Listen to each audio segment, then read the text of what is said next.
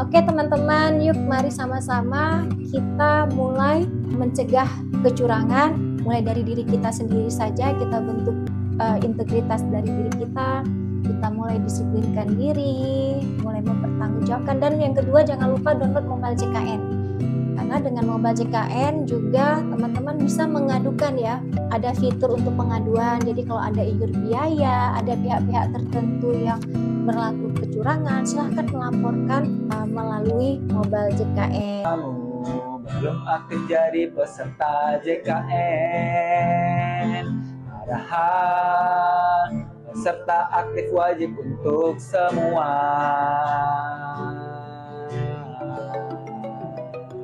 Oke, Bu Lili ya, balik lagi kita akan bahas terkait dengan klaim nih, Bu Lili ya. Klaim. Jadi tagihan, karena banyak isu-isu di masyarakat gitu ya. BPJS telat bayar, apalah segala macam gitu. Sebenarnya itu seperti apa sih, Bu Lili, mulai dari proses pengajuan klaim oleh fasilitas kesehatan sampai dengan pembayarannya? Baik, terima kasih Pak Faujan. Jadi terkait proses pengajuan klaim pelayanan kesehatan itu oleh fasilitas kesehatan, baik dari tingkat pertama ya, dari puskesmas, klinik pratama, ataupun yang lain, vaskes lain, dan FKRTL itu vaskes rujukan, klinik utama, dan rumah sakit, itu sebenarnya sudah ada regulasinya, Peraturan Presiden Nomor 82 Tahun 2018. Jadi pengajuan klaim itu seharusnya periodik, setiap bulan diajukan setelah mendapatkan pelayanan ya. Jadi kalau pelayanannya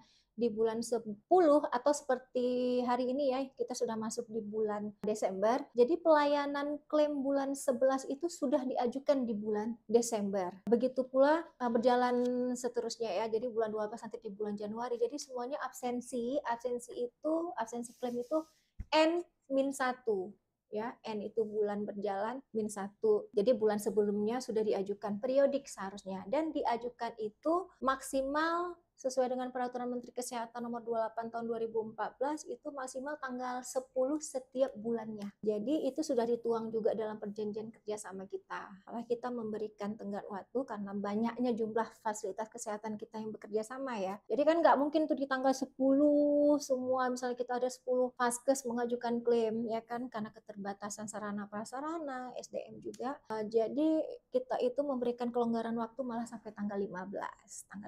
Dan jadi proses pengajuan klaim itu sampai ke kita pembayaran itu ada sekitar 23 sampai 25 hari. 23 sampai 25 hari. Sesuai dengan peraturan BPJS Kesehatan, maksimal 15 hari setelah berita acara kelengkapan klaim. Jadi ketika diajukan oleh fasilitas kesehatan itu masih terhitung berita acara serah terima. Kita punya proses untuk pengecekan kelengkapan itu selama 10 hari. Nah, setelah dinyatakan lengkap barulah maksimal 15 hari itu dilakukan pembayaran klaim. Nah, jika tidak ada kendala, maka dalam waktu 13 atau sampai 15 hari itu sudah dilakukan pembayaran oleh BPJS Kesehatan. Nah, Bang Ojan, berarti isu-isu yang beredar tentang BPJS telat bayar itu nggak benar ya, Bang?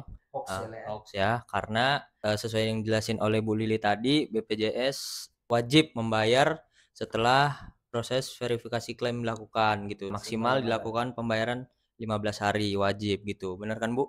Iya, maksimal 15 hari setelah terbentuk berita acara kelengkapan berkas klaim. Malah ketika berita acara kelengkapan ini terbentuk, kita langsung berikan uang muka kalau vaskesnya mengajukan ya, butuh uang untuk mendukung proses pelayanan di rumah sakit atau di klinik utama, silahkan mengajukan. Itu bisa kita berikan sesuai dengan indikator kepatuhan. Maksimal 50%, tapi tergantung dari kepatuhan fasilitas kesehatan sendiri. Wah. Jadi belum selesai diverifikasi aja, fasilitas kesehatan sudah bisa mendapatkan sejumlah dana ya, uang untuk operasional berupa uang muka ya, Bu Lili ya? Iya benar, jadi nggak ada itu ya, jangan sampai kita menemukan rumah sakit nanti terganggu cash flow-nya, tidak keterbatasan obat, penyediaan obat, alkes ya kan. Kita dengar juga nanti ada iur biaya dari pasien karena kita memberikan uang muka untuk mendukung pelayanan kepada peserta BPJS Kesehatan. Dan ini khusus FKRTL aja ya Bu Lili ya? Ya, FKRTL termasuk apotik. Apotik. Apotik Ya. yang apotik kronis ya.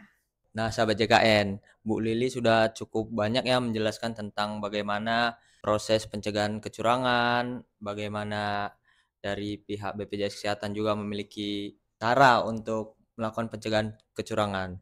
Nah, mungkin di akhir nih Bu Lili boleh ngasih pesan-pesan untuk sahabat JKN tentang podcast kita hari ini, Bu. Baik, terima kasih Alex. Oke teman-teman, yuk mari sama-sama kita mulai mencegah kecurangan, mulai dari diri kita sendiri saja, kita bentuk integritas dari diri kita mulai disiplinkan diri, mulai mempertanggungjawabkan, dan yang kedua jangan lupa download Mobile JKN. Karena dengan Mobile JKN juga teman-teman bisa mengadukan ya, ada fitur untuk pengaduan, jadi kalau ada iur biaya, ada pihak-pihak tertentu yang berlaku kecurangan, silahkan melaporkan melalui Mobile JKN. Dan yang ketiga mungkin jangan lupa untuk peserta-peserta BPJS Kesehatan, sama-sama jangan lupa membayar iuran BPJS Kesehatan. Karena apa? Dengan gotong royong semua tertolong. Asik. Oh ya, satu lagi nih, jangan lupa tuh, Mobile JKN kita itu punya banyak fitur ya.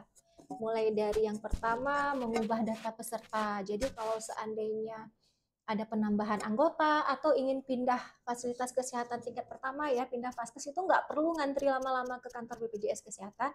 Silahkan langsung saja bisa pindah melalui aplikasi Mobile JKN, download di Play Store untuk yang HP Android, atau download di App Store untuk yang iOS ya, menggunakan Apple. Kemudian ya jangan lupa juga itu kita nggak perlu ngantri lama-lama, mulai dari pagi itu berangkat untuk ke rumah sakit.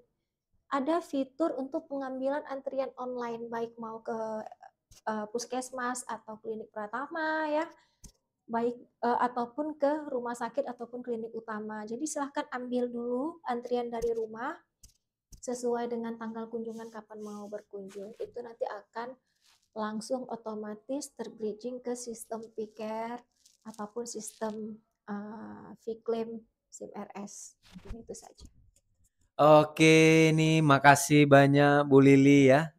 Bahasan yang berat nih agak-agak terasa ringan ya, karena kita bahasnya bersama Bu Lili, Lek. Jadi kita berharap juga sahabat JKN di luar sana juga mudah memahami ya apa yang kita perbincangkan hari ini ya, dan silakan diambil manfaatnya dari podcast kita kali ini. Oke, kita akhiri podcast kita hari ini. Sampai jumpa di podcast selanjutnya ya. Sama-sama kita tutup Bu Lili. Kenapa? JKN dalam podcast.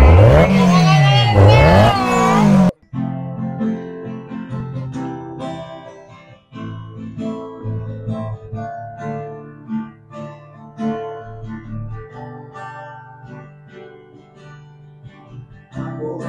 kamu belum jadi peserta JKN.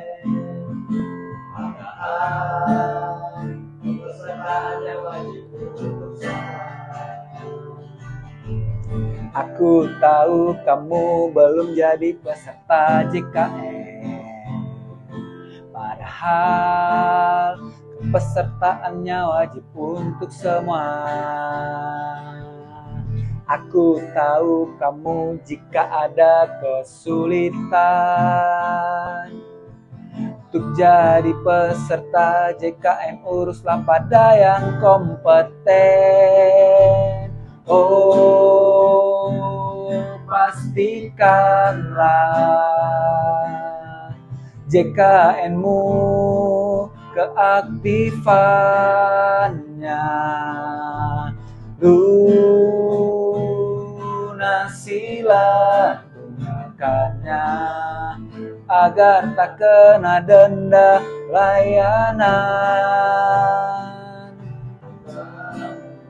Belum mau jadi peserta JKN, padahal peserta aktif wajib untuk semua.